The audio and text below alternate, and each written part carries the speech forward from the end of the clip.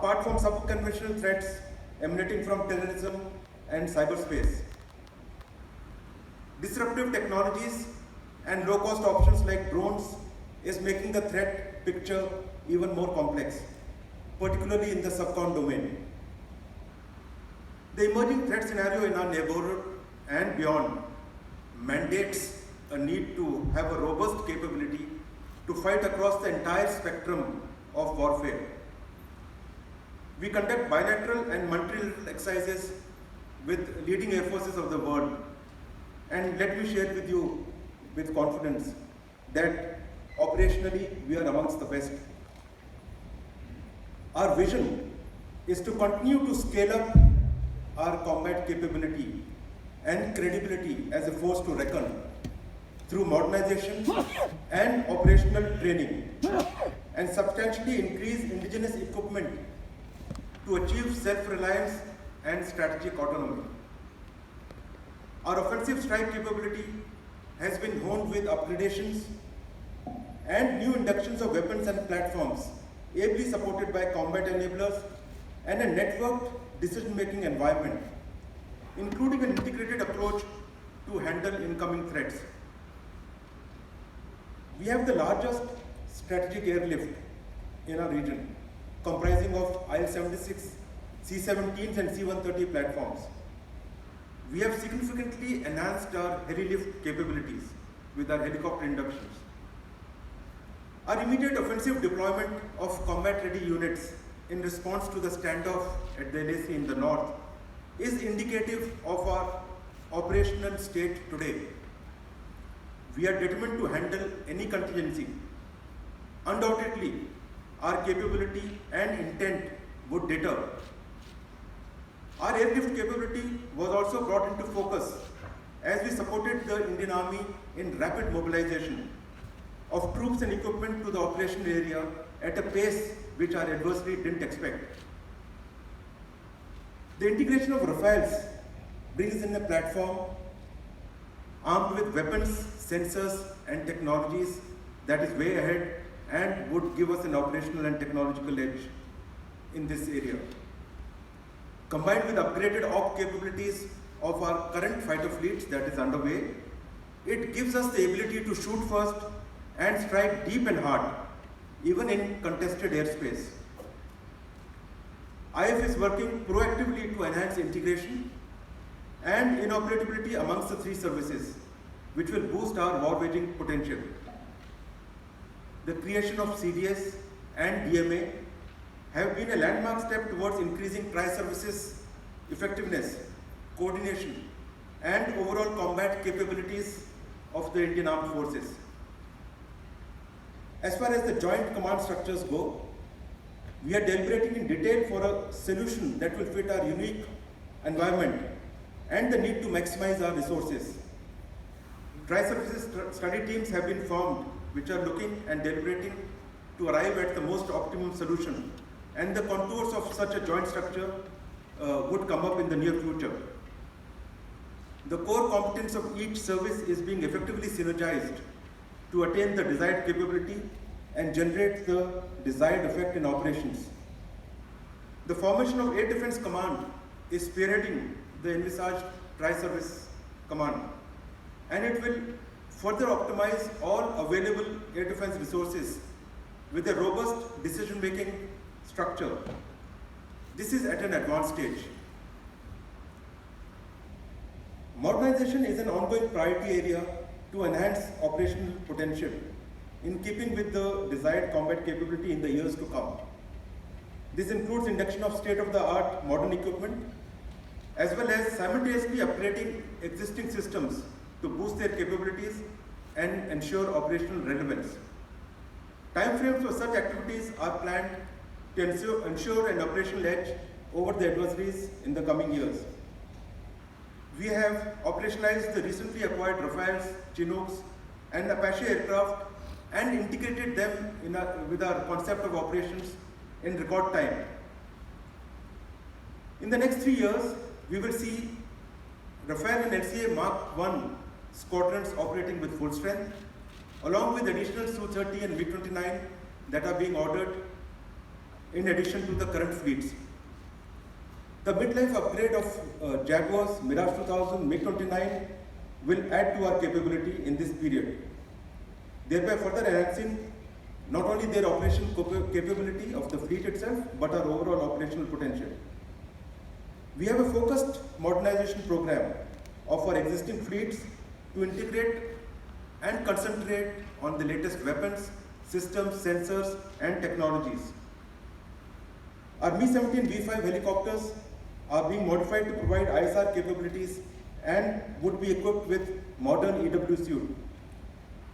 Mi-17 and Mi-17 1V helicopters are already undergoing upgrade, and AN-32 fleet is halfway through the upgrade. Similarly, we have plans to upgrade the IL-76 fleet. IF is fully committed towards indigenous development of modern aviation platforms and systems in consonance with Honorable Prime Minister's vision of Atmanirbhar Bharat. We have placed our trust in the light combat aircraft, and in the next 5 years, we will commence induction of 83 LCA Mark 1As.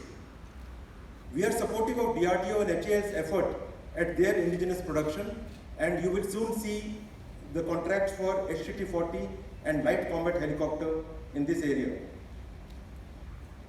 In the same time frame, we also plan to digitize our air defense systems and seamlessly integrate them along with the latest acquisitions.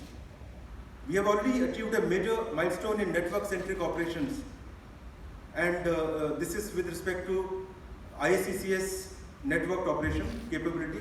And building on that, we are further upgrading and hardening our networks because of the cyber threats, and to ensure robust and redundant command and control decision-making structure that can handle any air battle. The second half of the decade will see us leapfrog to the induction of next generation platforms, be it the future LCA versions, the AMCA, or unmanned combat enablers, which includes combat aircraft and manned and unmanned options. We are committed to the indigenous development of the 5th generation AMCA, which will be the mainstay of the IAF fighter fleet after a decade or so. 114 MRFA cases being progressed, which should fructify in the coming decade. We would also be able to significantly boost our AWACS AEWC capability, ISR, and area refueling capability in the next decade. We see a major opportunity for the private sector as we go along. We feel our requirements would be best met with an effective mix of public and private sector partnership in our aerospace ecosystem development. Be it partnership in design and development, manufacturing, all across the board, a mix of private and public sector participation is what is required. A leading IT firm has already developed for IAF an electronic maintenance management system, EMMS, and all our flying platforms are now on EMMS. Virtually, this is the world's largest such maintenance management system across variety of platforms that we host today. And this again is a huge achievement done with the private sector. Now we intend to achieve enhanced automation and paperless workflow by the year end, this year end, through projects on nearly all operational, administrative and maintenance related activities pan-IAF. All this with our indigenous industry. For the future, we have initiated processes for developing indigenous combat systems with 6th generation technologies, including things like directed energy weapons, smart wingman concept, optionally manned combat platforms which I referred to earlier, swarm drones, hypersonic weapons, etc. The space domain is likely to dominate in times to come and is being given the required thrust. Overall, I would say that we are moving in the right direction at the required pace and would continue to be counted amongst the top air forces of the world in time to come. We dealt with COVID-19 as part of the national effort against the pandemic, and we have ensured that largely our frontline forces remained infection-free and adapted to ensure that there was no reduction in combat efficiency. With respect to HADR and aid to civil authorities, the Indian Air Force has always responded to the call of duty and has fulfilled its important nation-building responsibilities with alacrity. Assisting civil administration in times of distress is an integral part of our role and tasking. Often these are challenging missions undertaken in precarious terrain and hostile weather conditions. HADR operations have also found common training ground with friendly foreign forces.